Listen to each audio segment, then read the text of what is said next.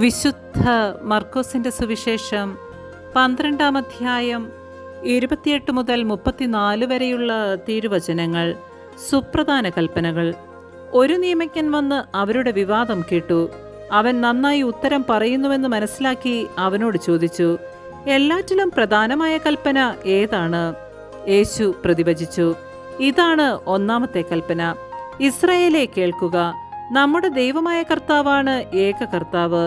നീ നിന്റെ ദൈവമായ കർത്താവിനെ പൂർണ്ണ ഹൃദയത്തോടും പൂർണ്ണ ആത്മാവോടും പൂർണ്ണ മനസ്സോടും പൂർണ്ണ ശക്തിയോടും കൂടെ സ്നേഹിക്കുക.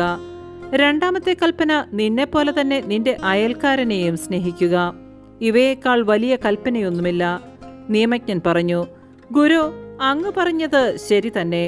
അവിടുന്ന് ഏകനാണെന്നും അവിടുന്നല്ലാതെ മറ്റൊരു ദൈവമില്ലെന്നും അവിടുത്തെ പൂർണ്ണ ഹൃദയത്തോടും പൂർണ്ണ മനസ്സോടും പൂർണ്ണ ശക്തിയോടും കൂടെ സ്നേഹിക്കുന്നതും തന്നെപ്പോലെ തന്നെ അയൽക്കാരനെ സ്നേഹിക്കുന്നതും എല്ലാ ദഹനബലികളെയും യാഗങ്ങളെയുംക്കാൾ മഹനീയമാണെന്നും അങ്ങ് പറഞ്ഞത് സത്യമാണ്.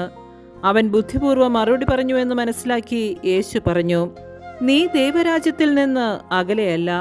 പിന്നീട് യേശുവിനോട് ചോദ്യം ചോദിക്കാൻ ആരും ധൈര്യപ്പെട്ടില്ല. നമ്മുടെ കർത്താവായ മിശിഹായ്ക്ക് സ്തുതി.